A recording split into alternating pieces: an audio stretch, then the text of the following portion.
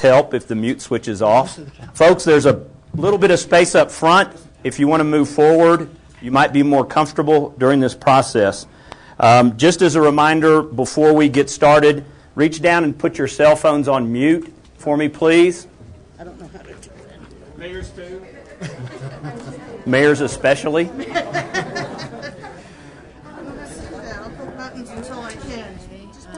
One of the things that we're going to do today, every day we've tried to improve this process a little bit better. We've kind of changed our audio and things like that. And one of the concerns this morning was that people weren't hearing the questions that were being asked by the audience. We did our best to reiterate those, and sometimes we missed. So today, to try to improve that process, I figured out how to use the lavalier correctly so that we have a microphone that we can hand you to ask the question. If you have a question to ask, raise your hand. We'll get the microphone to you. If you could, please, limit it to one question because I have a limited memory capacity, and then we'll pass it around. And if you have a second question, we'll get the microphone back to you. And so that might help that process. My name is David Buttery, and I serve as the city manager for the city of Woodland Park. And before I begin the presentation, I'd like to introduce our mayor, Dave Turley.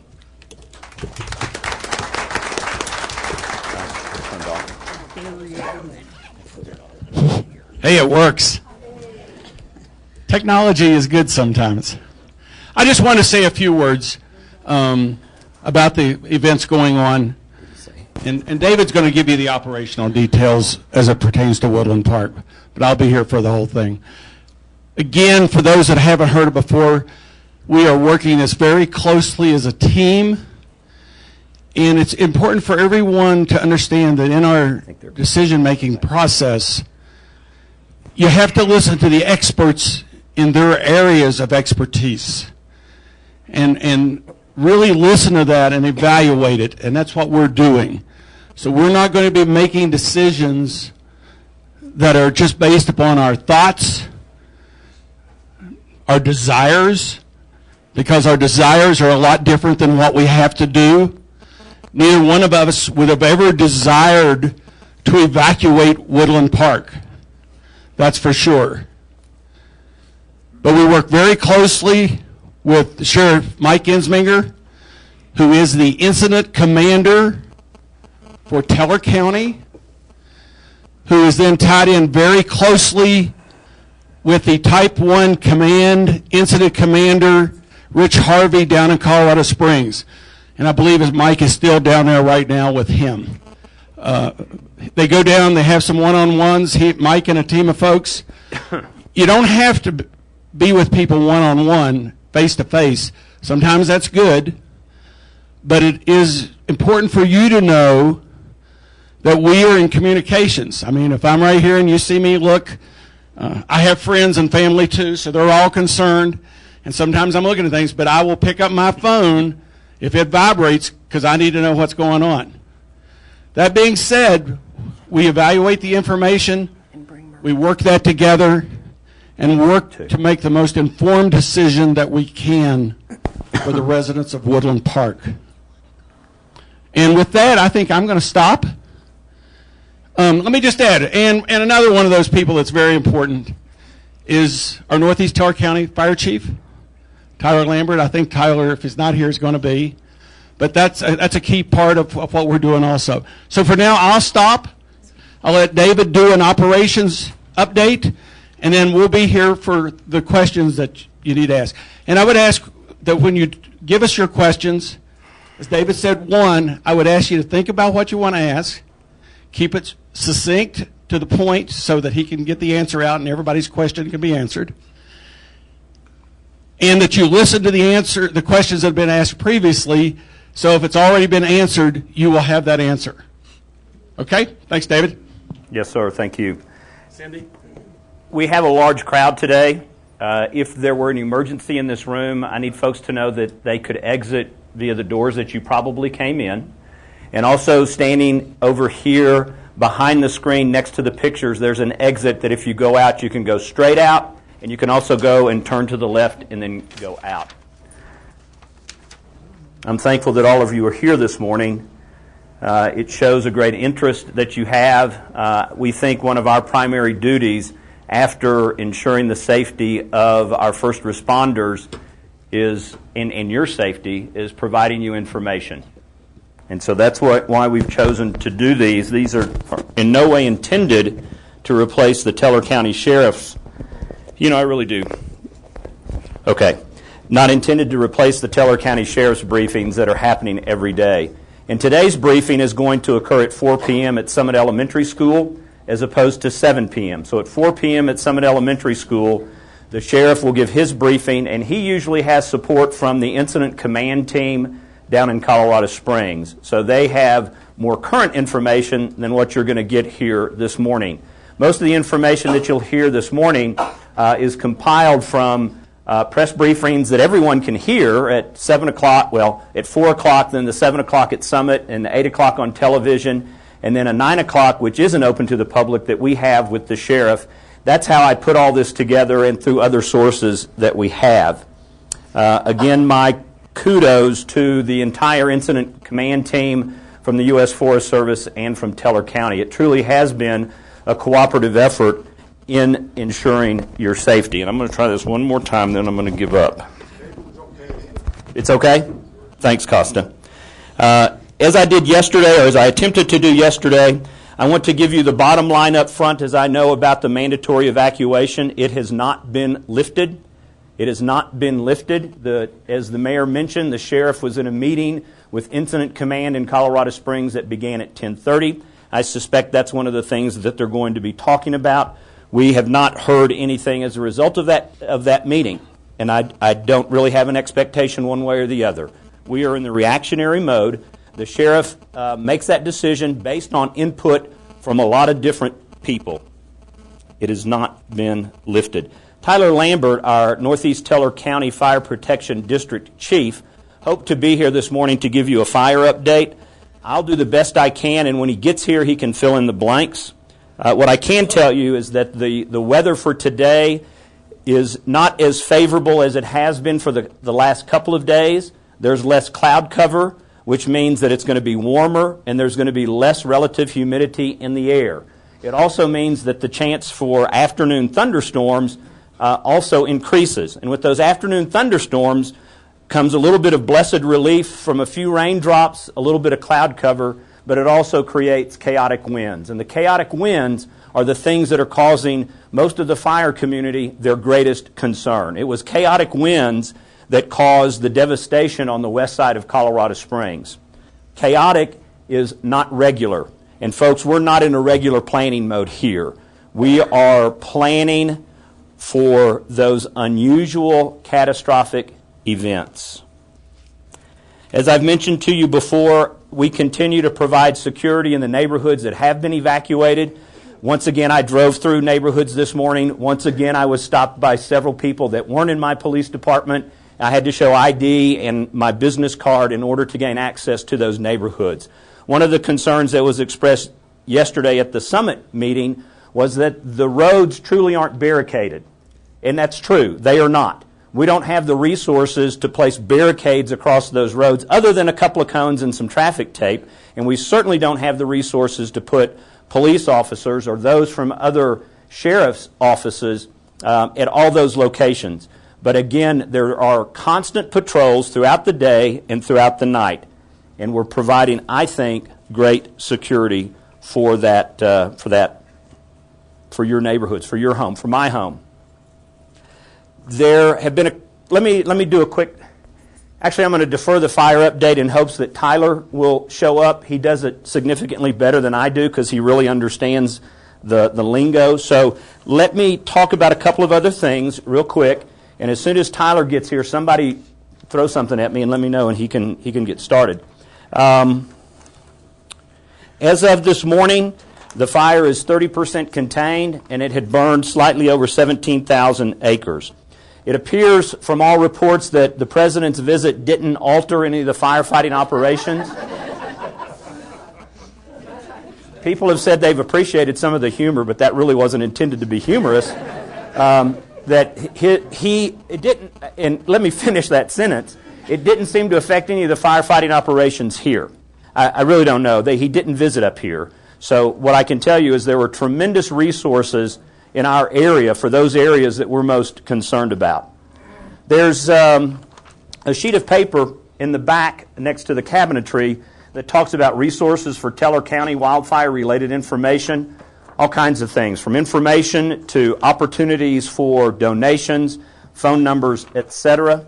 I was asked to announce that the library is open today from 10 to 4, Sunday from 1 to 4, and closed Monday, Tuesday, 10 to 7.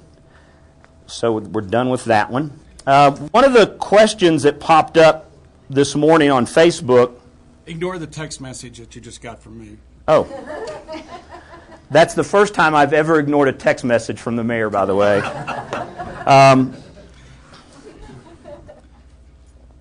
Okay, where was I? What was I doing? Facebook, thank you. Folks have said, why are people in Walmart? When the mandatory evacuation process went into place, through a discussion with the sheriff's office and emergency providers, we were going to exclude 3 entities from the mandatory evacuation because, as a team, we felt it was important that they remained open and operational. One was the Pikes Peak Regional Medical Facility. They're on the very far west side of town. They are still under kind of a mandatory evacuation. They are under the mandatory evacuation area. Their emergency room is open, but things that they had scheduled, normal procedures and things like that, they chose to remain closed. So we felt it was important to keep at least the emergency room open. The second entity was some of the gas stations in that corridor, Western Convenience specifically. That was the fueling station that the Forest Service was using, a lot of law enforcement. So even though they were in the evacuation area, because they had so many people that have so much information, if there was danger, there was somebody going to be close to tell them it's time to leave. So why Walmart? Well, Walmart we initially asked to remain open to provide services and items for you, those of you who are evacuated, supplies that you may need because you are evacuated, comfort items, whatever it is. Plus, they have a pharmacy. So they may have also been filling some prescriptions that you may need to get. Walmart said, no, we're going to go ahead and leave. We believe in this mandatory evacuation. It's time for us to go, and that's the word we're getting from our corporate headquarters. Well, as the days marched along, and as we're getting closer, who knows exactly when, but closer to a point where people can return safely to an area, Walmart worked very closely with the Teller County Sheriff's Office and Incident Command to say, let us get our employees in there and get things ready. And get things ready for when the mandatory evacuation is lifted. Because as soon as it's lifted, people are going to need to go home and restock and resupply. So the folks that are in the Walmart parking lot are employees. That's all. Folks that are inside the building are Walmart employees that are getting ready to open for your benefit. Why can we make that exception? Because we know they're there. And when I say we, it's the collective team of Teller County, Woodland Park, etc.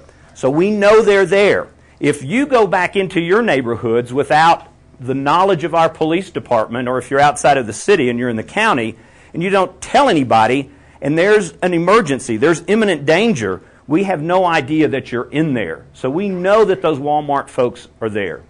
So hopefully that will help you understand the logic associated with that. David, Tyler will be here in 10. Thank you. The fire chief will be here in 10 minutes.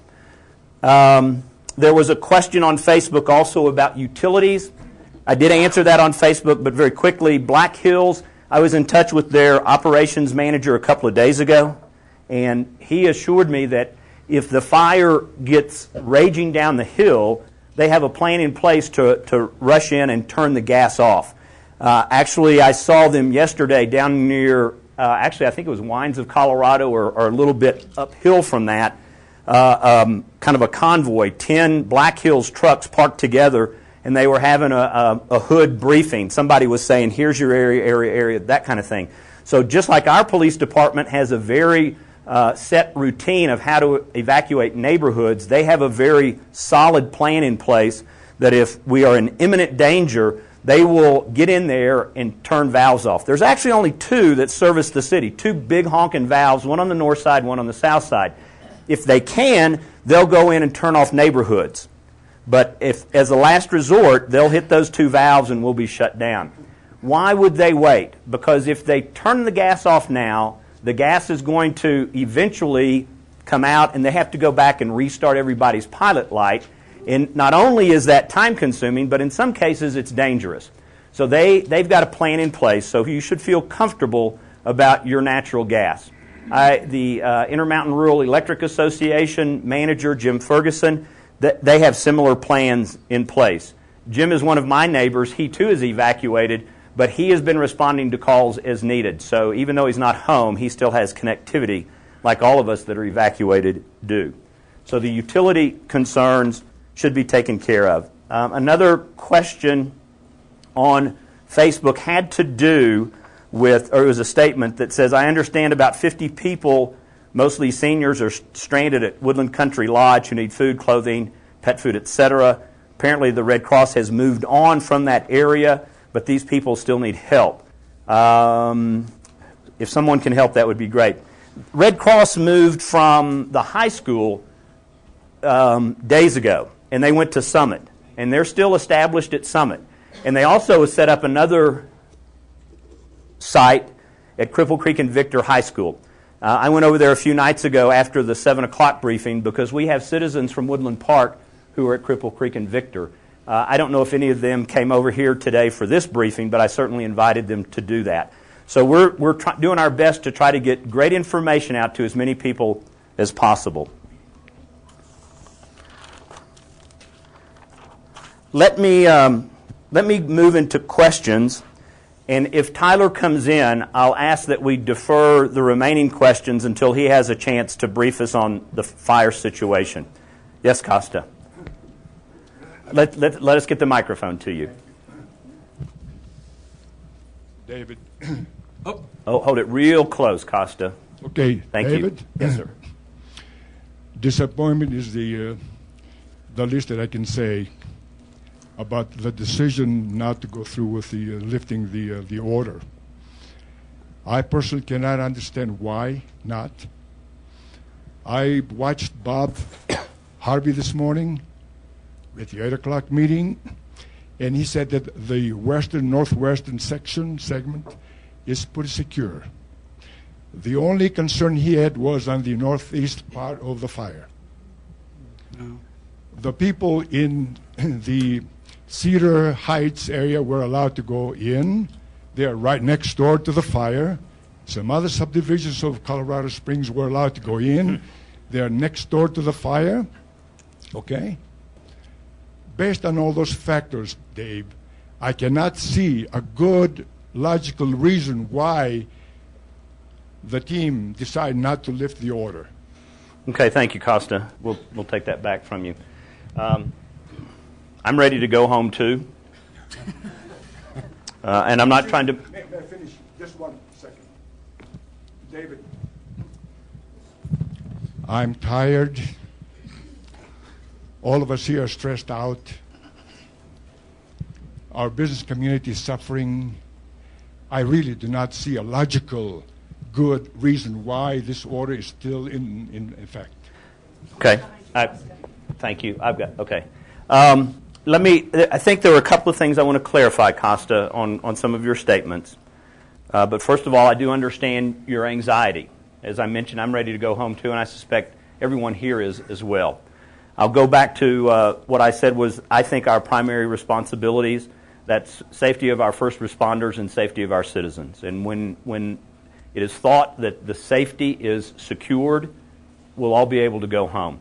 But here's a couple of things I want to correct from your statement. You made the statement that it was pretty secure. When I listened to the briefing, there's still some concern in this area right here.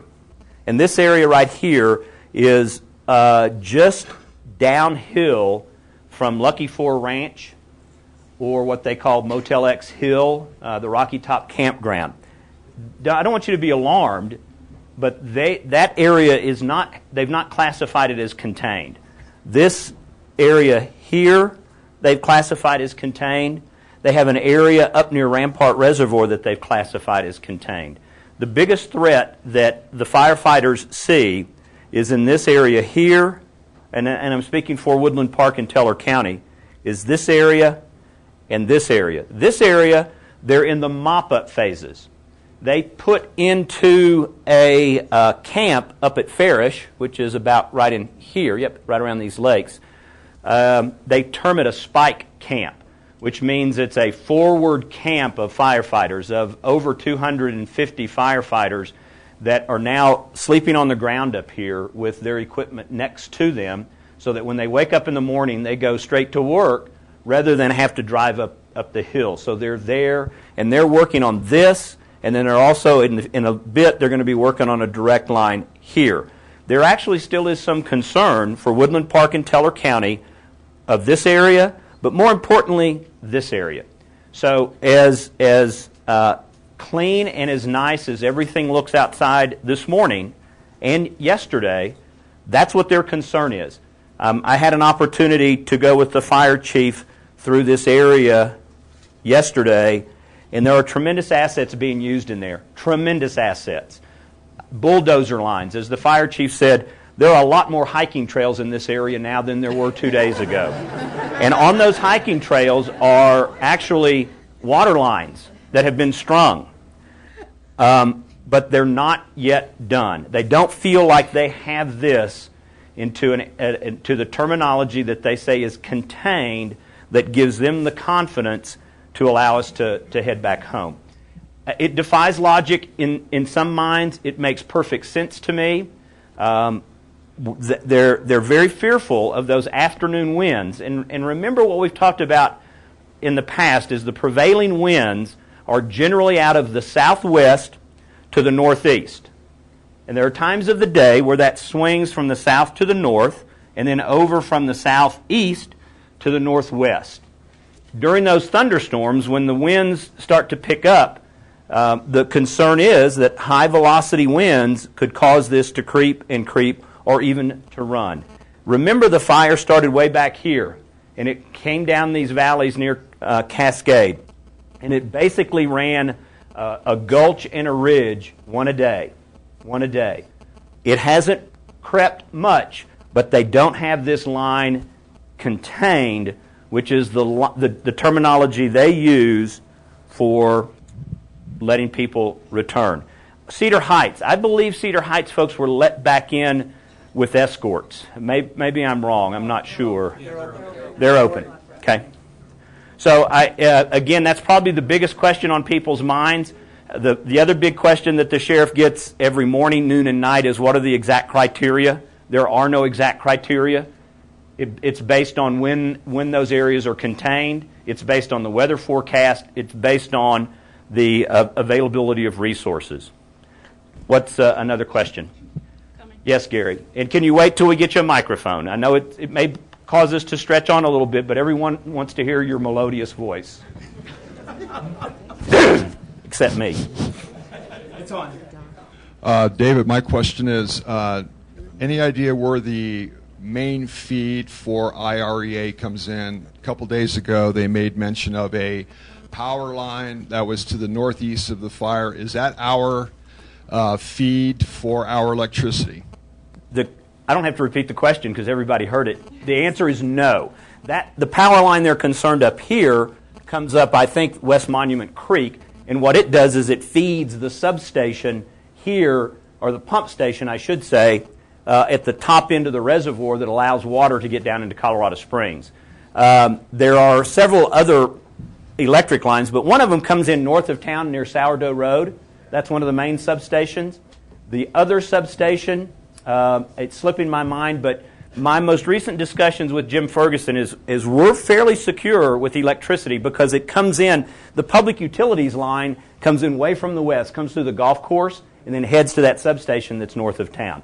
Just as an FYI, we talked a little bit about the city has a pump station off of the Homestake pipeline. You know, the pipeline that runs from Twin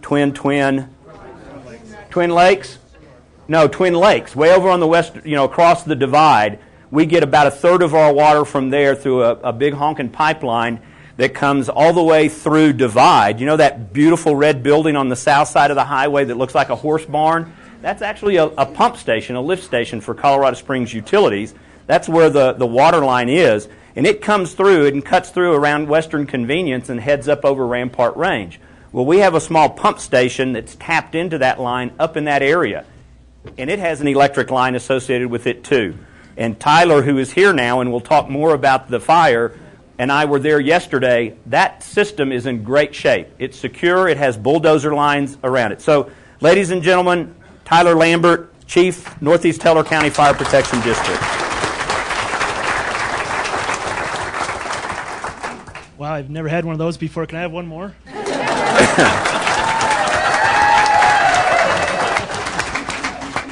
Actually, it's just not me. It's the rest of the organizations, our fire department, working with the sheriff's department, the ambulance service. Got to hold it pretty close. It takes all of us to do this. So I think one of the big questions why most people are here today, I'm guessing, is going to be why isn't Woodland Park back in out of the evacuation process that was put in place a few days ago? Now, Tyler, I did talk about that. Oh, perfect. But I want you to as well, in case you have a different story. What would you say? Well, we told you this was a collaborative effort. Now, you can make comparisons. Yep, that's right. Let's. All right, we'll see how I do. Okay. The team was able to control this line that's up here to the Rampart Reservoir up to Forest Service Road 300, which is the Rampart Range Road. They were able to do that, and they've now considered that controlled. That's a good thing for us. They also have got this part with a dozer line around it, 100 and some plus acres. They've got a whole spike camp crew working on that up there. They're doing a very good job at that. It's not controlled as of yet. They've got dozer line around it. It's going to be maybe a couple of days yet before they call that control because there's too many larger trees and stuff in there, what they call heavies, that are still on fire. The part that we have concern with, the team has concern with, that they've expressed to us, is this section down here, which is known as the Sand Gulch area. Wellington Gulch, Sand Gulch, and it's coming towards us, Lucky Four Ranch. They have not completed that line completely yet.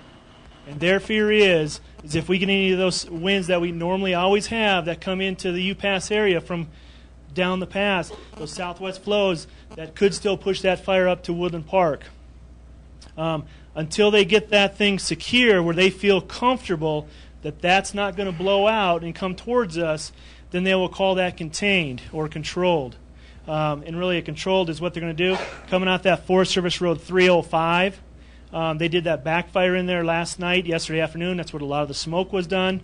From the reports we have this morning, that's looking really good in there, but it's going to take all them crews another day to get that stuff going, if not more. So that's really what we're concerned with, of that pushing towards us more. This is still not out of the question. Just because they call it contained, with a control line there, that little section, if we get a hard enough wind, they could still blow embers over that line. They've got people up there watching it all the time. Everywhere they've got people. The good thing for Woodland Park is we do have a couple of strike teams, a couple of divisions working in the Woodland Park proper area. They're doing structure prep up in the back sides of the subdivisions there. Say what that is. What's that? Say what that is. That goes all the way from Cristola. Description of what they're doing relative to those water lines. Basically what they're doing is they're looking at contingency stuff. They've already got a ton of contingency lines down here in the Cristola area that goes up to the Rampart Range Road. And what they've done is they put bulldozers in there and hose lines. The branch director of this area who controls all those divisions was telling me this morning they've got over 30,000 feet of hose plumbed up through there, ready to go. Those are all in the Cristola area that goes up through Columbine Canyon, the backside there, up to Rampart Range. They also have the crews from Cristola. I guess that'd be the north side of the highway all the way up to Baldwin, all the way out Baldwin to Rampart Range Road up to Loy Creek on the north and east sides of that. Crews are in there looking at all the alternatives that they might have to put in place in case this thing does start coming closer to Woodland Park. They're doing that, they're mapping that, they're getting ready. In case it should do that, then they have a plan together. And that's what those crews are doing at this point. Do you have questions for Tyler about the fire, the progression, and what it's going to look like today, perhaps? Tyler, what we wanted to do is hand them the microphone so we don't have to remember the question, and then... You're first since you're the closest. Can you talk a little bit about what is actually happening in the Cascade, Chipeta Park, Green Mountain Falls area? Because that one, it seems like we get little information on that.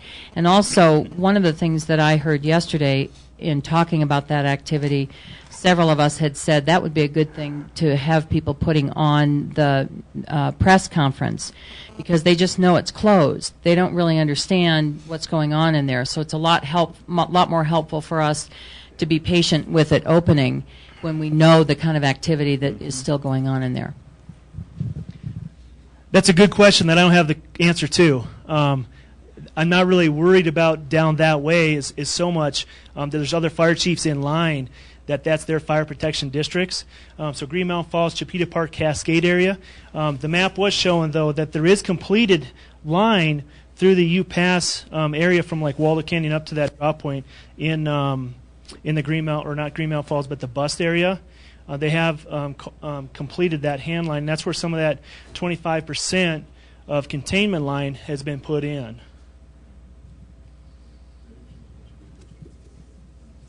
Jim, can you help us out, get the microphone to folks? Folks, be patient as we get the microphone. It'll just make things go a little simpler.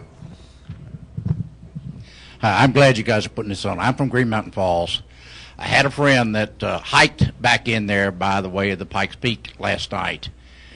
He did say that there were 4 trees that did explode on the Loki 4 last night. So there is active fire back there. Of course, as she said, we're all scared to death because there's information coming to Woodland Park. There's information, nothing about our area. What I'll address that do you have a question or just that statement? Just that statement. Okay. On the exploding fires, this is the progression map, or the map that was flown last night, the infrared that shows the heat. And if after the meeting you come up and look, those spots near Lucky 4 are right there and right there. And those were immediately taken care of. So the term is spotting. Sparks fly. It'll hit a tree. It'll cause a real localized area. And the crews in there are so huge. I mean, this is just a little bit bigger than a pinpoint. So they took care of it very quickly. Why is there no information coming up about Green Mountain Falls? Your mayor, Lori Worthy, attends the briefings every evening at Summit Elementary School at 7 p.m. I don't recall seeing her there last night, but last night was a relatively short meeting. But there was a contingent from Green Mountain Falls that met afterwards. So they may have some additional information. Your Public Works Director, Rob MacArthur, is sending out a daily update. He did that until yesterday. I'm not sure if he was able to continue doing that through today. What the reports is there aren't any structures that have been damaged in Green Mountain Falls. None that we're aware of. So I would encourage you to perhaps call your city hall, attend the 7 o'clock briefing, because after that 7 o'clock briefing, the Green Mountain Falls, Chipeta Park community gathers together and they share as much information as they can. Is that at 4 o'clock? Today it is at 4 o'clock. Did I say 7? It's been at 7 historically, but today it's at 4 p.m. at Summit Elementary. Yes, sir, in the back. We had one right here. Hang on a second. Okay. My name's Dave Soik. I'm from Chipeta Park. I've been out of my house for a week. I want to know why. Now, I've been all up through the Rampart Range. I have fishing holes up in there. I want to know why we're spending so much time in the wilderness area and not taking care of along the paths and along the edge where it's coming up here into Woodland Park. I'm going to let our fire expert answer that one. What? There's last number I heard, there was over 1,200 people, not counting all the fire protection districts through here, City of Colorado Springs, or any of them around here on this fire. So they spread those resources out throughout the incident to help each and every one of those areas get contained or controlled, put some control line in there. So they're working throughout the evenings. They're working at night, what you normally don't see on a fire. This one they do have crews at night crew going around this fire. So the question is why aren't they doing that? They have all kinds of crews. I think in just Charlie Division from my IEP that I got this morning, there's like 5 or 6 hand crews, along with engines, 5 or 6 hand engines up in the Chipeta Park, Green Mountain Falls area, tying in with the next division. And then there's, I think there's a strike team of engines in our area, which is 5 more engines, along with the second, or the division Foxtrot, which is another separate division. So there's engines and people, all kinds of people in those areas doing that. Yes, ma'am.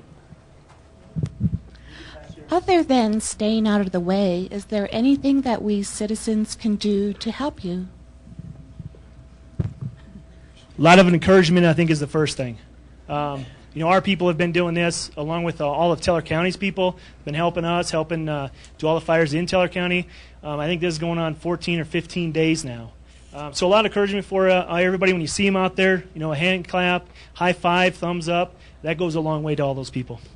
I might also mention that we've heard that there were incidents of arson in Teller County. I think last night there were about 20 incidents over 4 days. I believe the sheriff mentioned last night that we've gone either 3 or 4 days without an incident of arson in Teller County. There were a couple in Douglas, there were a couple in Park, but none in Teller County, and that's primarily because the law enforcement division of the sheriff's office, along with many other resources, including your eyes and ears, are watching the neighborhoods. I saw a person that it looked a little strange in a strange kind of area, and our police department checked it out. So your eyes and ears are helping keep you and your neighbors safe. Go ahead, Tyler. Yes, sir. Yeah, my name is Bob Olson. We voluntarily left Wednesday and then came back yesterday. But I did sign up all 2 cell phones, a landline, and my internet, my email for reverse 911 calls. And we didn't receive any calls on the landline or our cell phones, but when I checked email this morning, we had a notification for pre-evacuation. My question is what is going to trigger the reverse 911 call so that people who are out of their homes or away from their homes can be notified? Thank you. It'll be the announcement from the sheriff's office that the mandatory evacuation has been lifted, and when that word is received, it'll probably come simultaneously to the fire chief, to me, to the mayor, and probably even to the media. But then at that point, then we will send out messages via Nixle and reverse 911. Did I miss it? Sorry. I think so. Well, the question was what triggers a reverse 911 call if the people who are not mandatory evacuated have to evacuate? Well, it's actually the same process. The sheriff will contact that same group I just mentioned, and we will institute the reverse 911, the Nixle, and again the media. The media is doing an excellent job of coverage, and so it will go out on all forms of communication. We had a young lady here yesterday, who was camping, and I suggested to her that she make sure she came back because we don't have a way to get the information to her. But that's the way. And if you're having problems with either reverse 911 or Nixle we can probably help you with. It may just be that you did something incorrect in logging in. Reverse 911, I'm going to ask you to see Deputy Chief Gomes or Sergeant Halloran. At least we can get your information down and try to troubleshoot why that might not be working. Well, the 2 in uniforms. John is Deputy Chief Gomes, and then our emergency manager is Sergeant Jim Halloran. I'm fine. Oh, perfect. Tyler, Hi. First, I'd like to say, Tyler, City Manager, Mayor, you guys have done a great job. This is a disaster.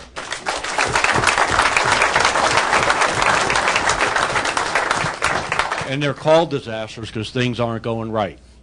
You guys, the city employees, our elected officials, in my opinion, have done a great job. Obviously, the first concern is the fire. We're looking at the fire. But what I'd like you to have in the back of your mind, start thinking about, is how we're going to save the city of Woodland Park in the next 6 to 12 months. There are small businesses here that have been on the edge for the past couple of years. We lost our tourist season. We're losing our summer construction season. What are we going to do? How are we going to put in place programs to help the small businesses in our community survive this disaster? At this time, we have the state's attention. We have the national attention, the politicians. Let's take advantage of that attention and get in front of them now to save our community's business health, because it's in trouble. Yep. And we need to do something. So save us so we can save you. Yeah, absolutely, Carl. Thank you. The mayor and I have had some discussions on that. Actually, Tyler and I had some discussions about kind of the future of the summer and the rest of the year as it relates to the fire season. During the Hayman fire, I know that the city and the Downtown Development Authority infused a bunch of cash for publicity and marketing and things like that. It couldn't be direct money to you as a business, but it was to the process of letting people know that we are still open for business. I had an email from a city manager in California who is planning a reunion here in Woodland Park on July 17th. I encouraged him to come because I think we will still have plenty of things to do. I use the example that in 1 week, I'm going to be presiding over the marriage of my son just north of town. And we haven't canceled the wedding because I don't want to get off to a bad start with my future daughter-in-law. So we are going to continue to let people know that we are open for business. Last night, the cellar door was open, had music. I drove right past them thinking I was going home when I realized that I couldn't go home, and I had to turn around, and there were 20 or 30 people being a community. We fully intend to have the 4th of July celebration. If on Monday afternoon things look good, it's a good way to bring the community together. We fully intend to have the Symphony Above the Clouds on the 5th without fireworks and without cannons because it brings the community together. The only way that will happen on the 5th is if Highway 24 is open because they have to get the band shell up here and all the musicians. So if those things happen, we're going to be encouraging people to come out of the heat of Colorado Springs and come up to the high country. Carol Lindholm, who is our Economic Development Office's administrative assistant, has been doing great work in getting the word out. And we even had a discussion yesterday on how do we continue to get the word out that things are happening up here, and as soon as the highway's open, we're going to be open and ready for business. The short-term lesson is go support a business today. You can hire Carl to fix your deck. You can go to a restaurant to have lunch. You can pat somebody on the back and say, hang in there because we do support you. Go ahead, Mayor.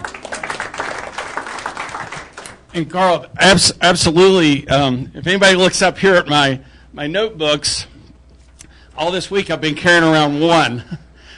Today I've moved into a second one because I'm doing a lot of notes. David runs the city, and he has input and support from me and the city council.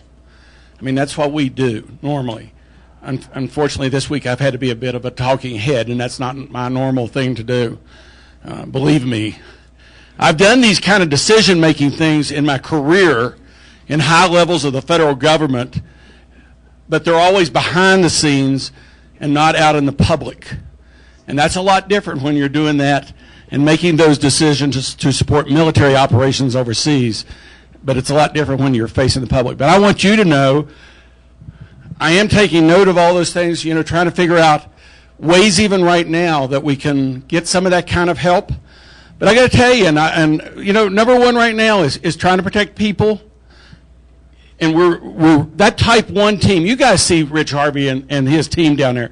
And he was up here the other night. And some of his team members are up here all the time. Just to tell you, there's a lot of stuff going on. I was talking last night with one of his team members is up here from Boise, Idaho. And they've been here supporting us all week. Well, they're going home tomorrow because Pocatello, Idaho has a big fire going on, and they lost 67 residences out there. There's a lot of bad stuff going on right now, and everybody's working really hard to deal with that to save life and property. But you're absolutely right. We've got to address the business aspects, the financial aspects, and what that has on us. And it's not just right now. Right now we want to get this fire controlled, get our people back here, get Highway 24 open, get people coming up and down the pass, get back to as much normalcy as we can. But that being said, I will caution all along, even when we do that, there's going to be a big fire going on up here, hopefully not a big fire, but a fire going on for a long time with, and you correct me if I'm speaking wrong, but there are going to be Forest Service folks around for a long time relative to this. In the future, we've also got to start thinking about what's going to happen. If you know, with the Hayman fire, you see all that erosion that goes on. After this is over, for years, we're going to be dealing with thunderstorms, heavy rains that come down off the side of the mountains. And what happens down that pass? That Fountain Creek is narrow. So I'm not trying to alarm anyone, but I want you to know that we're thinking about those things already. And it's going to be a great challenge, I think, for our community even into the future, because this is, in addition to what happened in Mountain Shadows, which is a true disaster, a tragedy, we're going to be dealing with a lot of things in this area for a long time. And I just wanted to say that. Thank you, Mayor. The rain, there's already folks who are making plans for what happens when the rains come, be they tomorrow, which would be blessed relief, or 3 years from now when the vegetation hasn't grown up enough to stop those catastrophic kinds of things from happening when we get those torrential downpours. So there's already a team working with the county, El Paso County, and Colorado Department of Transportation to figure out ways to mitigate those issues. While the mayor was talking, Carl, I got a text from Judy Crumpet, who runs the farmers market, and she just got a call from a friend in Denver who was watching this and said they're coming here this weekend to support our economy, or early next week. As soon as they can get up here, they're going to get here. Yes, ma'am.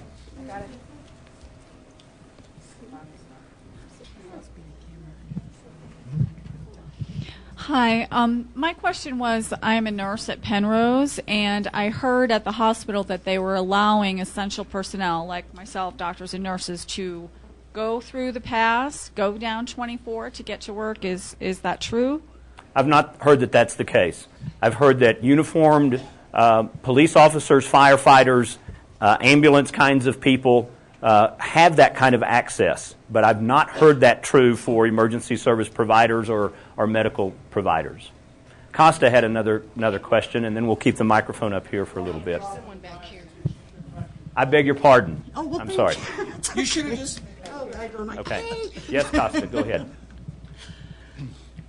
If the order is lifted, David, that means that we will go back to a pre-evacuation status. Is that correct? Yes, that is absolutely correct. When the mandatory evacuation order is lifted, we will move back to a standby evacuation order, and I suspect that standby evacuation order is going to exist for a long time.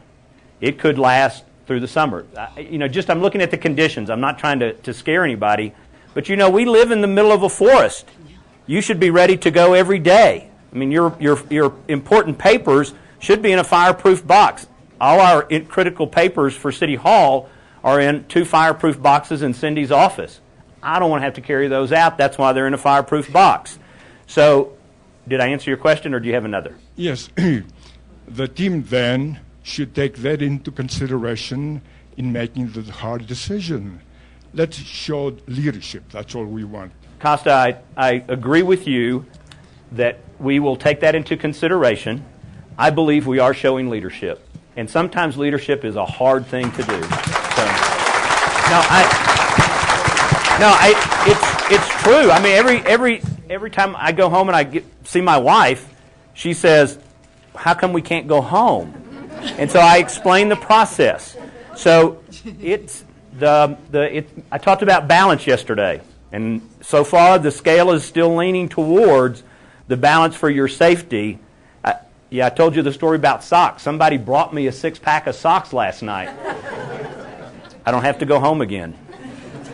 Oh, yes, ma'am. Hi, my name's Julie Ecord, and I just moved here a little while ago. I live over on East Henrietta by the high school. My biggest concern, and I hope I'm not just being selfish, is I don't have any way to evacuate. Yeah, I was sitting there with my doggies and my stuff and my papers. And Now what? here's what I'd like to do. If there are others in that situation, so my assumption is if you have no way to evacuate, you don't have a vehicle. No, I don't. Then what I'd like for you to do is hang around. I'd like for you to hang around after this meeting and talk to Cindy Morse, our city clerk, because there's a system with our senior center, because a lot of those folks need some help, and we have a bus. We actually have 2 buses that are standing by to help evacuate them as necessary. So if you or anyone else has that concern or that need, or you know someone who does, have them call 687-5201, which is Cindy's direct line. They're right over here. Okay, you're right. Hi, my name is Katie Current, and I'm from Woodland right here. Can you expound a little bit more on the word mandatory? I live in the Hunts Division over here. Yes. We evacuated to Cripple Creek because they told us to. Went and stayed in a really rotten place. And then the next morning said, now you're on pre-evacuation, so we're back home. We turned the news on this morning, and it says all of Woodland Park evacuation, mandatory evacuation. No, we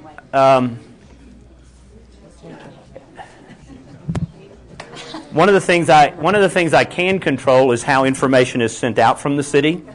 What I can't control is how it's received. So one of the channels got it wrong, and we're having to live with that.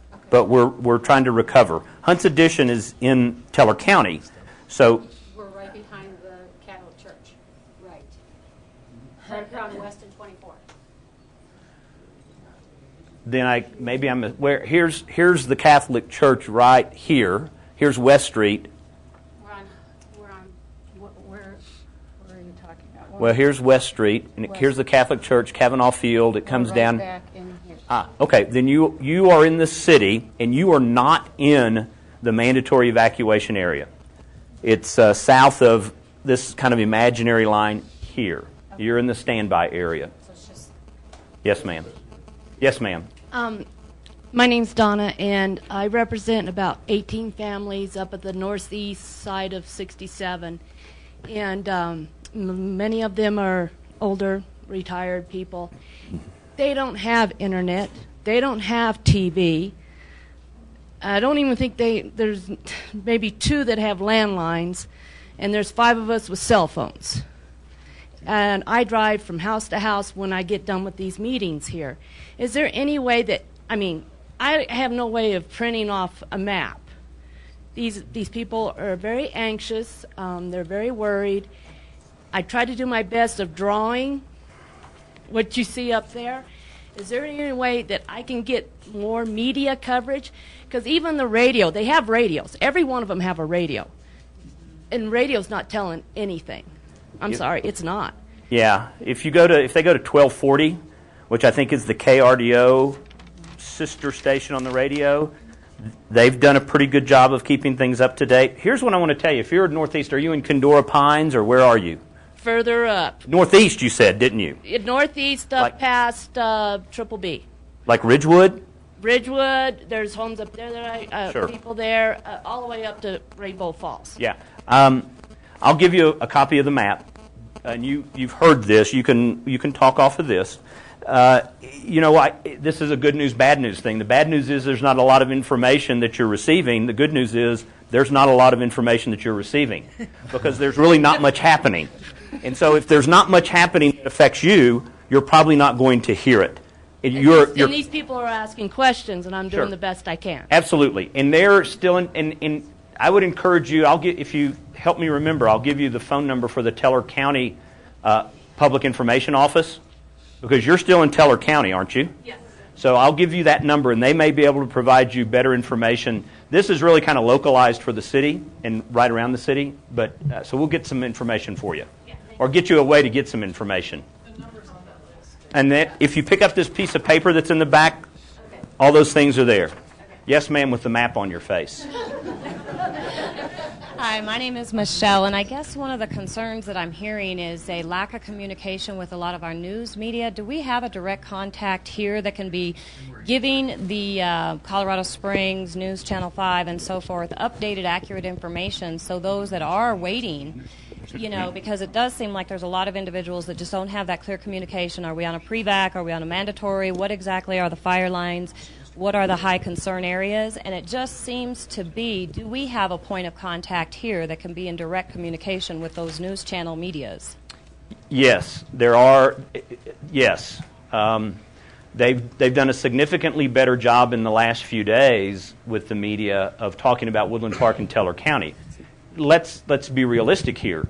The primary concern early on for the entire 500,000 people that live in this region wasn't up Ute Pass. I mean, it was initially down Cascade, Green Mountain Falls, and that got lots of coverage. But when things changed on Tuesday and it blew out towards Colorado Springs, that became the tip of their spear. That's what they needed to be reporting on because it wasn't having as much of an effect on us. I think that's reasonable, and I think we have to kind of accept that. But the concern was expressed to the Incident Command and the media. And so they've actually done a pretty good job in the last few days of mentioning us. The mayor gets a call usually every morning. I typically get a call every evening, or it's vice versa, or it's both of us. Last night I was called, it was probably about 6:30. It was later than that because I had just gotten back from Summit, so it was probably closer to 8:30. And they said, we're getting calls with complaints. Tell us what's going on. And so I relayed in 30 seconds that really not much had changed, and here's where we were. So again, it's kind of the good news, bad news things. If you're not hearing a lot of stuff, then there's not a lot of stuff happening to report. The phase lines that they're drawing, I don't even know what those are. The fire lines that are being drawn that say they're contained, there's public access for that, and so pick up one of these lists at the back of the room, and you can log on and get maps that are extremely similar to this that give you really current information. What you need to know is this information was collected at about midnight last night. It was printed this morning. I'm sharing it with you 12 hours later. So there's actually 12 more hours of activity that have occurred, and we won't know what that looks like in the rest of the day until tomorrow morning again. So they don't do updates for public consumption all throughout the day. I think it is my belief that the information about Woodland Park and Teller County has significantly improved over the last 3 days. So just stay tuned. And David, I'll just add a couple of things so that everybody will know. Because I said Wednesday was a really hectic day. I had 18 interviews, and that's pretty stressful. I try to do those to let David. We work as a team. It's not always the prettiest thing, but we really do. I'm sorry. Well, we just keep going. Okay. But we really do a division of effort, and it is important to know that that this is happening, and that includes the city employees too.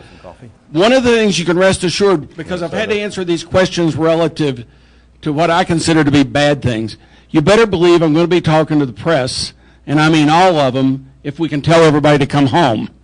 And so, we're going to work that every channel there is to let people know to come home. One of the things, and Tyra was talking about, and as they said, we don't get updates by the moment. This map and what you see there is really from aircraft infrared imaging that occurs late in the evening. So that's how that's updated. It's actually the measurements that are made and everything is from that aircraft flying over and doing infrared measurements of the fire. And that's the reason you have different colors, is because that infrared detects the hotter colors. It's the hotter fire, and then where the fire is cooler. So all of that is actually very important. And it's not just guesses. It's made from those measurements that are going on. So thank you. I was just told that there are links on the city's website to maps. So the city's website, you can Google City of Woodland Park, or it's city-woodlandpark.org. Dave, you mentioned earlier about the people at the Country Inn needing supplies. Yes, ma'am. Are the people not aware, if they're evacuated, that they too are entitled to Red Cross aid? They can go, I understand, to the facilities, get the supplies they need, the food they need. I wonder if this should be mentioned somehow, because anyone evacuated is entitled to the Red Cross facilities, even though they're not staying there. Okay, great. So maybe the people at the end need to have some kind of information. Okay. You know, I visited with the manager the other day when all this happened. I went in to see what his occupancy rate was. We've got his phone number. We'll give him a call. David, I'm in a standby area, and for the first 48 hours, I didn't leave and got cabin fever like a lot of people probably. So roughly, is there any way to tell us in the standby how much actual time we would have from notice to when our neighborhood would be closed? Yeah, I'm going to sound like a real bureaucrat here, but there really isn't a way to predict the time. But what I can tell you is that one of the reasons why we did the standby and the mandatory is because we wanted to make sure that you had the most time available to you to evacuate. What will cause us to transition from standby to mandatory, those are areas that were in yellow, again, will depend on how many resources are nearby. What are the weather conditions? What's the fire doing? We were very intentional about announcing the mandatory evacuation in the middle of the day. In fact, this group heard it here at about 11:40 in the middle of the day, so that you had a chance to take action. We don't want to do a mandatory evacuation in the middle of the night. So the team is really watching this. These are some really phenomenal people, and they'll give us good information. But I can't guarantee you that we won't have an activity like they had in Queens Canyon on the west side of Colorado Springs. No one could have predicted that. So we're planning for that catastrophic event and certainly hoping that it doesn't occur. So if you're in a standby area, park your car facing out of your driveway. If you're pulling a trailer, have it hooked up. Have your dog food, your papers, that's all those P's, papers, pets, pills. Have that all ready to go so that all you have to do is scoot. But what if you're elsewhere? What if you're at a store? If you're elsewhere, if you're running a business or you're helping out, volunteering somewhere, and you get the call that you've been mandatory evacuated, it again will depend on the situation. If it's at 11:40 and we know that the fire is still way up high, we'll do our best to let you back in. But the incident that occurred on the west side of Colorado Springs, it happened, they closed the roads, and that was it. So again, for 2 days, we were on standby, and my car had all my stuff in it. My wife's car had all of our stuff in it, so that if we had to leave, we didn't have to go back. That's the best advice I can give you. Yes, sir. A statement for small business owners. Some insurance policies have a provision for loss of income that is at least worth pursuing. I filed a claim because we sent kids home from our camp. And they may not acknowledge it because we're not under mandatory, but we're filed it anyway, so it's worth checking out. The other thing is you made me nervous. I'm way behind your evacuation decisions, but when you said it could go all summer because fire danger is high, we live under high and extreme fire danger all the time, but that pre-evacuation notice does keep people away. Keeps me from bringing kids to our camp because other people don't understand that. So I guess it's a question of, are we just going to be pre-evacuation because it's a high fire danger summer, or because this fire is burning in a dangerous manner? Yeah, I wish I hadn't made that statement because the intent was to convey that there's high danger. But we do. Some seasons more so than others. The reason I shouldn't have made that statement is because I don't have the authority to make that statement. It was intended not to guarantee that that's going to happen, but just to highlight the fact that we are in a high danger. As the dust settles and the ashes settle, we will get together with the sheriff and the fire chief, and a decision will be made on what kind of status we're in. And I'm hoping that the business component of our community will be taken into account. That's why you have a mayor and I, is to carry that message forward. So I'd like to retract that statement. I really have absolutely no idea how long the standby will happen after this incident is done. Yes, sir. My name's Hal Tomlinson. I live in that area down west just before you get to Gray Horse. Yes, sir. We had a power loss for a while. Was that relative to something in the fire? This morning? Yeah. I don't know. It could have been a raccoon on a thing. Because we lost power here at City Hall. I was actually filling up my car with gas, and do you know what happens when the power goes off and you're filling up your car with gas? It just kind of stops, and you don't know what's going on, and it starts beeping at you. So it got turned on, I think, in about 15 minutes, but I do not believe it had anything to do with the fire. Cindy, do you know? She's talking. So I don't know. Well, I don't think it had anything to do with the fire. I believe the IREA manager would have contacted me had that been the case. Hi, David, Gary again. Yeah. I'll use up my allotment here. You will. I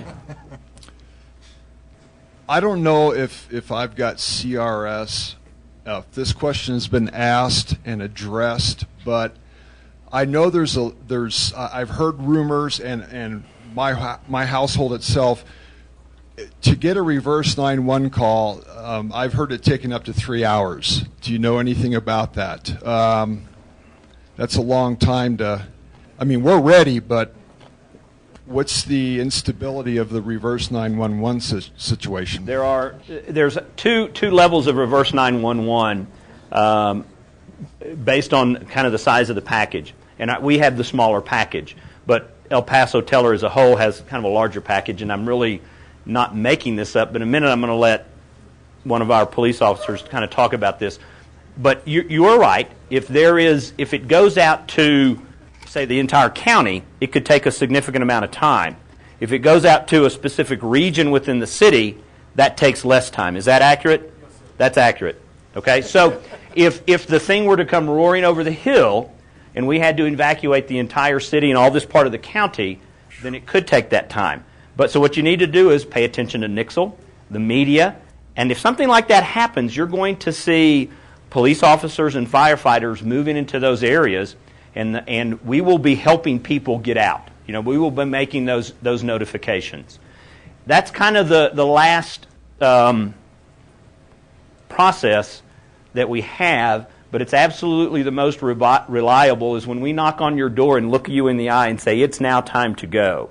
And so that's what we use as a last resort. I see. Yes, ma'am. I have two aspects that I want to ask about. Okay. This morning on the news, when I was looking at that map, they sounded optimistic that line would be completed in black by the end of the day. This line right here? Yeah. Yes, ma'am. So I want to know about that because it just sounds really fear-based here.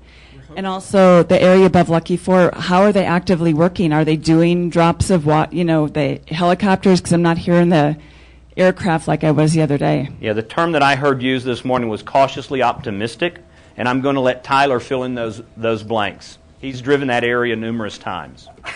And so we need the microphone up here, Cindy, for Tyler. Yeah, it is. I didn't know that was on. Those divisions are in tune with their crews that they have on the ground. And so anytime those crews feel that they need water drops from those aircraft, they direct that to their division. The division calls for that aircraft. And there's 6 Type 1 heavy aircraft helicopters at Helibase now. So they can be up from that area very quickly. And there's water sources already depicted on their maps. So they know if they go to a certain division, they know where their water's got to come from. And they can have water up there in just a few minutes. But those crews always keep track of that, and when they get into making that direct fire attack line construction, they have aircraft in the air helping them do that right in front of them. Yes, they are. Nope, they actively worked on it last night, and they're still working on it today. Yeah, the number of resources that are down in that area are it's phenomenal. As I mentioned, Tyler and I went down in there yesterday, and it's like an anthill. There's so much stuff going on. Just another mention about security of your homes. Our police department, we're getting help from Teller County, Park County, and all kinds of folks. We have not had reported a single incident of burglary or anything like that. Of course, then you say, well, how do you do that if nobody's there? Through all the patrols, we haven't seen any kind of nefarious activity, and it's because we're in there constantly. Yes, sir. Oh, he's got the microphone. He wins. John Doherty. I'm not city, but I'm Holiday Hills. Yes, sir. Is there consideration going on in the management team about not applying the one-size-fits-all and maybe starting out on the far end Edlow Road in this case, and restricting those to a pre-evac instead of full evac, and maybe as the fire is controlled further, working back towards Woodland Park to let people back in? The short answer is yes. Those things are being considered. I would tell you every option that you could think of is being considered. Before he asks his question, and Tyler... It's a little too close, Dave. You know me. It's a fine balance. And Tyler, you can correct me. I don't know how to talk into these since I've been sitting up here for 2 years. One of the concerns about that fire line that's down at Sand Gulch is, in fact, if the winds were blowing in a direction that fire goes across US 24, which they really, really, really don't want to happen. And therefore, that's where that comes from, that concern relative to going out towards Edlow Road and that area. So, just keep that in the back of mind. As David indicated with, and Rich did this morning, this is a really, really important day-to-day relative to what happens on the fire lines. And if we have because hot, low humidity, winds, potential thunderstorms, and as we see with those guys, and for those that don't know it, I think Tyra mentioned it, that crew out there working that line at Sand Gulch so that they did not miss any opportunity in working that hand on the fire. They actually slept on the fire line last night. They didn't go away from that. So, as tough as it is being evacuated, I still think that most of us probably slept a little better than those guys did against a rock out there protecting our property and our lives. And so it's all, we all do what we got to do, but it's important to keep that in perspective of what those folks are doing to protect us and the risk that's there. Believe me, they're not going to be sleeping on that fire line just for the heck of it. And so you need to realize what they're doing is for us, and keep that in mind, that if there wasn't risk, they sure wouldn't be doing that. Okay. I'm not going to talk about that. Holiday Hills, and you folks that are over here in this area here, you certainly know your backyard like I know my backyard and the terrain all around me and where the gulches run. But one of the real concerns and the reason that these neighborhoods are still evacuated, to include yours, is when those winds come up like this, the concern was, and still is slightly, that if something jumps here, this terrain is actually steeper, and it's more heavily forested than what's here, and you know that. And that's what the concern was, and that's what they're trying to make sure. They've got people patrolling this entire area and making sure that nothing jumps. Again, we were planning for that catastrophic event, and I think that's the way you want us to plan. So that's why you are still part of that evacuation scene. And one more thing that I would add to that, if you compare what we're saying with what you hear in the morning, keep in mind we're on the same sheet of music with them, but the folks with Rich and Rich Harvey and the folks up there are talking at the 8 o'clock briefing. It's not a public briefing. There's not questions from the public. What we're trying to do is add to that, so when that briefing's over in the morning, we the leadership team up in Taylor County, we have a 9 o'clock meeting. We have people that are down in Colorado Springs at the IC down there, at 6 o'clock in the morning? 6 a.m. 6 a.m. So we're working all that, and then we're reviewing all that and getting additional insights beyond what you're getting on television. And what we're trying to do is have an opportunity here to convey to you what that risk is. In other words, everybody that's watching that TV station doesn't want that kind of detail. And what we're trying to do here is to provide as much specific information as we can to you about how we're operating, how we're getting information, what kind of information that is, and how we're using that to make the best decisions that we can. Yes, sir. Going back to the the mandatory areas, we've got increased security. We got a lot of folks, I'm sure, like myself, who work down in the Springs, and due to the Highway 24 closure, have had to be down there and working, and we're basically semi-evacuated. I was just wondering if there were increased patrols in those areas as well that are pre-evacuated too. Yeah, it not necessarily increased, but what we would typically have. Perhaps a little bit increased. I'm not going to say it's as much as the mandatory evacuation area, because in those mandatory evacuation areas we have resources from other entities. But in the standby areas, it probably is a little bit more because we're using a lot of our resources in that area. But if you are in a standby area and you have departed, if you call our police department, then we know that that's there. It's just like when you go on vacation, you can call our police department and they'll check your house. So in the standby area, you can call us and we'll make that. If we get like a certain density, we'll start to increase the number of people that are in there. But there's lots of eyes on this whole town. Yes, ma'am. Hi, Pam. Pam Brady. I just wanted to ask, I know that they did a huge food drive and power drink drive down in the Springs for troops, but I wanted to ask Tyler if there's a location besides the Red Cross where, as a community, we can support our fire troops here with hand foods, power drinks. Is there anything that they need?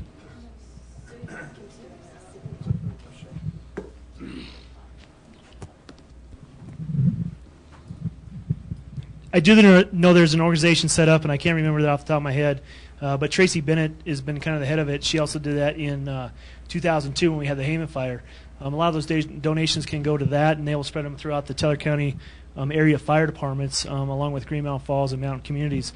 But I know that logistics up at Teller County Sheriff's Department, they can gather some of that stuff too, and get that out to the departments in need. And we'll try to get you that information of. City Market is doing that already. There's big boxes right in front of the cashiers. Okay. At City Market, you can make donations. That organization's website, Pikes Peak Community Foundation, is on the city's website for donations as well.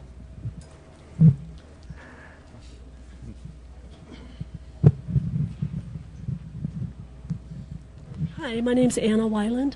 I was wondering if we give mail to our letter carrier, will they take mail to Divide? I live in Woodland Park. If you give mail to your mail carrier, will they take it to Divide? We're going to have to find that out. I suspect the answer is yes. They're a mail carrier, so I would think that they would, but I can't confirm that. So we'll see if we can find that out. Yes, I apologize if this question has already been asked and answered, but I'm going to ask it again, and I have some other concerns. Do property owners have a legal right to stay in the evacuation zones to defend their own personal property?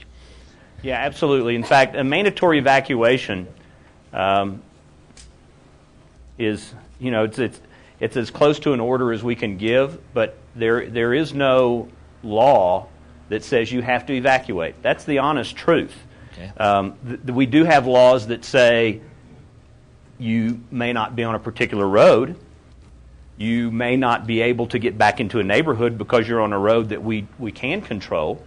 But I have a couple of friends in my neighborhood who've chosen not to leave.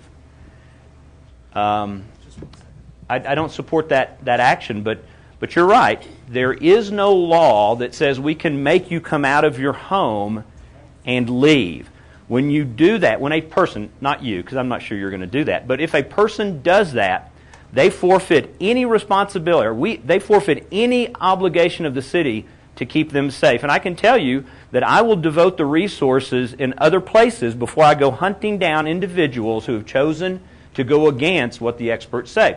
I respect your rights as a property owner. Let me just add to that, and the reason why I asked the question is because my insurance policy expires next week, and I have been notified that it will not be renewed, and if you know, there's a moratorium on insurance. So I may be without insurance next week with everything I've worked 30 years for sitting up there. Possibly if I had insurance, I wouldn't be as concerned. So that's my major concern, that they even have the right to do that. And I believe if anybody else has that problem, we should get together because the insurance companies are going to be very stringent up here after this fire. Sure.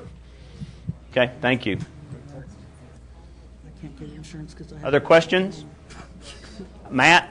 Sorry, and then we'll get to the front. Matt's right here. I was just wondering if the evacuation map is available online, where that is, because I can't find it. I've had people texting me who are watching this right now. No, this has the evacuation area on it. Okay. Right here. And that's on InsaWeb, right? Yeah. Yes. Okay. INCIWeb, INCIWEB, and I think this is event 2929. But you can get there pretty quickly. And yes, ma'am. I don't want Yes, to. ma'am. Yes, I don't ma'am. want to say that too strongly, but I'm pretty sure if you zoom out, you will get that. But Matt, that's also posted on the Teller County website as well. Yeah, I downloaded it from Teller County website. It wasn't any problem. Okay, thank you. Okay, well, that's a good point. I like date time groups on everything we do so that we know the currency of the information. We'll make that suggestion to them that they do that. Did the microphone? Yes, sir. Yeah, hi. Hi. I'm Matt McCracken, and I just, the young lady who mentioned that she doesn't have transportation, and Okay. hey, we're a community, so I'm willing, we are willing to help. Okay. If she needs help, we can help. We have room for pets. We have. And room what's to your help name? You get moved. Julie Ecord. Matt, this is Julie. Okay. Julie, there's Find your me. ride to safety. All right. That's, Okay, there's up here, Cindy, please. this is the best place I've ever lived, and I'm old. My assistant. I was just going to reply to the gentleman that was referring to his insurance. It's people, they had it on the news very exact. People who want to take out new insurance cannot do it under a situation of mandatory evacuation. If you currently have a policy and your premium is due, it's not like you can't pay it and be covered still. So, is he still there? Oh, okay. Okay, because he is covered if he just pays his premium. Okay, thank you. I had a text message. With the president declaring the area a disaster area, what does that mean for the citizens, businesses, city, and county government? As with the last fires, their help for businesses and loss of income is their financial help for seeding and other reclamation efforts that will address erosion problems. I'll answer the last one first. Yes, the reclamation and erosion issue, that's pretty clear in my mind how those things happen. It's less clear what a declaration does for our businesses up here. I don't know the extent of the declaration of disaster. I don't know if it was just in El Paso County in Colorado Springs, but that's something we'll be following up. Our Chamber of Commerce is helping us get information out to businesses, so if you have businesses, watch for information coming from the Chamber as well. Any other questions? The insurance issue brings up a question. Is it possible to contact our insurance commissioner in the state and have either a liaison from them or just to get information to us as citizens what our rights are with, because our insurance companies, some of them may try to pull things that they can't, that aren't legal. My understanding is an insurance company doesn't have legal right to pull a premium if you're paying it under a natural disaster. But we all have our conceptions of what we think is legal and what isn't. If we could have our insurance commissioner verify with us as citizens what our insurance companies are responsible for, so we can't be taken by them, if that's a possibility, or even our agents connected with them. We can certainly try to look into that, but I would encourage you as a citizen to help us with that. So we'll try to do it from our angle, you try to do it from yours, and anyone else might be able to help with that. And if you learn something, that's factual, let us know here at City Hall. I mean, if you've done that work, that would be helpful too. Thanks, Toby. Last 2 days ago, KRDO on the TV and on their radio stations did a 30-minute special on the insurance thing. So they've got all the information. Contact them. It'd be nice if we could contact them and get it up here, too. Well, I think the best thing to do in that regard would be to go to their website, KRDO, and because usually when they do special reports like that, they'll archive it. You can call it up and watch it or something like that. So Kelly, if you could do just a touch of research on that KRDO, and perhaps we can get the link to that insurance presentation and put it up on the website or on Facebook, please. Yes, ma'am. I do know that I go to the 7 o'clock ones too. I travel quite a bit. I've seen State Farm, Farmers, Progressive, and some other. They've had trucks up there. At Summit Elementary, for if you do carry those insurance, they're there for questions on homeowners insurance. What other questions do you have? As much as I've enjoyed these little... Oh, shoot! You just ask it. Yes, sir. And we're in trouble now. Yeah, I'm sorry, David, but... No, sir, you're fine. Someone was asking about mail to postal carrier. Anyone that works for the Postal Service will take your mail. Okay. Okay. Retired postmaster speaking. Things do change, but that was the rules when I was... Okay, thank you. And I just had a text from, you got to love this, from Debbie Miller, who's the president of our Chamber of Commerce, and she said all state agencies are working on this issue of insurance. Don't know what that means, but reach out to them as well, and we'll do the same thing. Mayor, do you have any last-minute comments? No, I just, ask everybody just be a little more patient. Hopefully good news soon. And, hopefully things on out on the fire line are going... Hopefully things are going really well on the fire line today, and that the weather cooperates, and that we have some good news soon. So, it's Mother Nature has a big input on the decision-making process. That right now, that's probably the number one impact. Okay. Appreciate it. I am going to say this. No, it's something to say about this community. It's like the evacuation. Woodland Park in Teller County has some of the best people. I mean, I've lived all over the country. I've lived here for 24 years.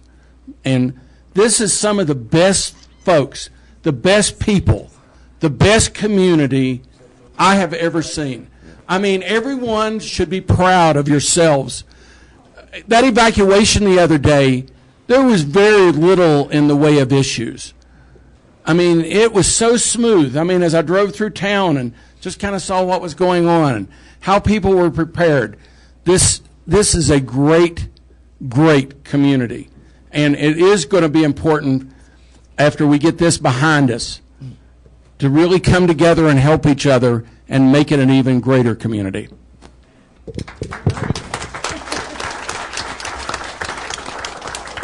Tyler, do you have any last thoughts?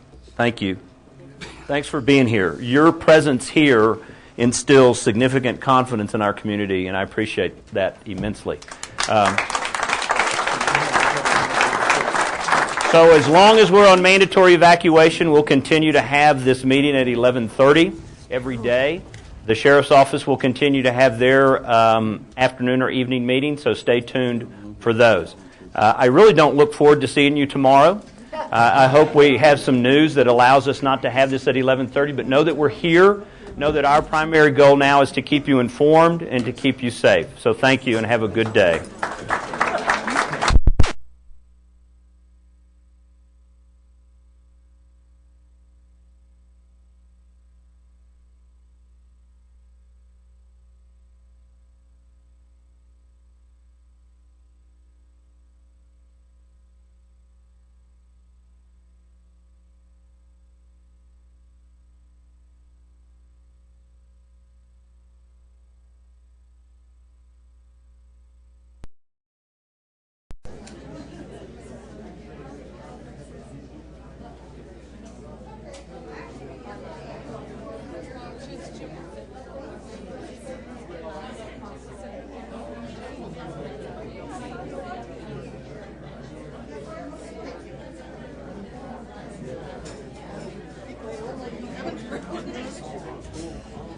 There you go. Smart lady.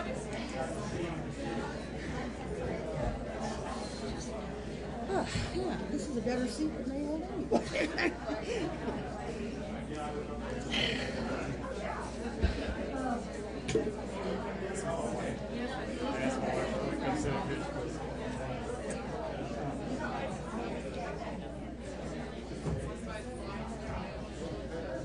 Nobody wants to sit up here. Where? Cultural Center. There's this many people left in Woodland Park. Like you said, people are may not be working today. They'll figure it out.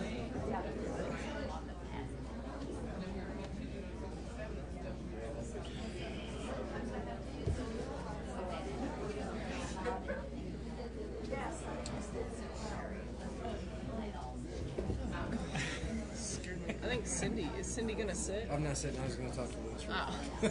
Don't leave. You don't want me to sit by you. I don't. I know the bachelorhood. You may not have showered. Except for my regular meeting. Oh, this morning? Yeah, it's like, you know, I don't know. Every time I'm on the call, power outage. What caused it? Hey, no more for you. Yeah. That's what they said this morning. How long was the power out? About 40 minutes. Came when everything was being bounced. We just said, like, And you're like, great start.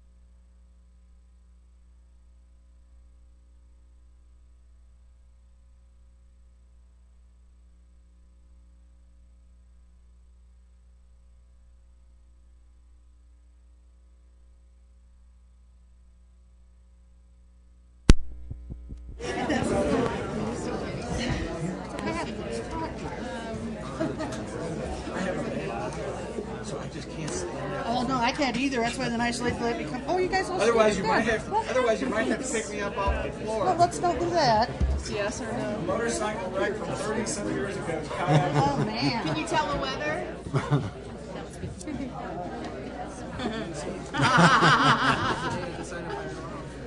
good to see this many people. That's kind of what I heard. Are these going to be daily? I have a bad back, but I can still see. Are these going to be daily? Well, I have to put those little cheaters on to read. You know, I know, it's like, and the news wouldn't even cover us. So somebody must have given them hell because they finally said something about Woodland Park. Channel 11 was up there. Oh, they were? For a brief Oh, time. yeah, I did. Channel 11, Channel 5, Channel 13. Believe me, I know.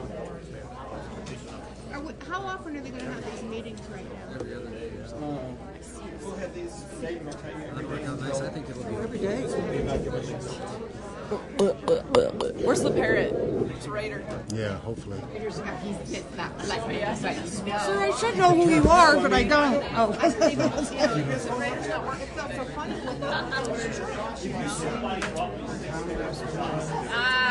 a camera that was up like Monument area or something. Maybe north side of Colorado Springs. I just saw it. It's on YouTube. It's like in like 18 minutes. It's unbelievable. What did you search It's on on to find YouTube.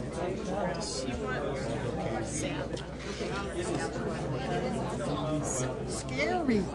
I'm sure. Send it. Man, it's already Send it. in here.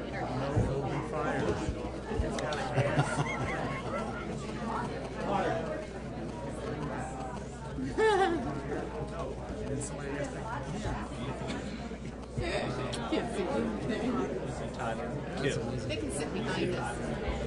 I can get somebody little on my lap. Sir, I should know who you are. You look familiar, but I don't. Curly, I'm the mayor. Oh, I'm Julie Ecord. I am a new resident. Oh, you're the mayor? Yeah. Captain Behringer. I'm Rose Metis. Hi. Normally, you guys don't really care much about it. As long as we're doing what. Well, if you're behaving, we don't need to hear about it. One of those no news is good news kind of You things. know, that's the way I look at everybody's That's a really good thing. I had to tell all my outside family that no news is good news. It's all okay.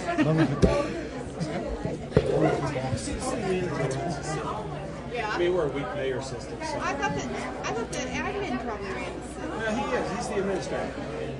Ah, okay. Thank you. My grandkids think you're great, so. There you go. That's all that matters, right? He's got one of those happy Santa faces. Can't you just see him dressed up in a Santa suit? Now he's leaving.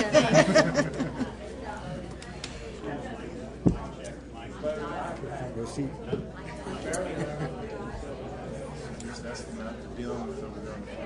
Yeah.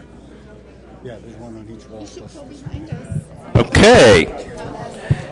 We're going to do a mic check real quick, but in that process, what I will do is learn not to hit the mute button when I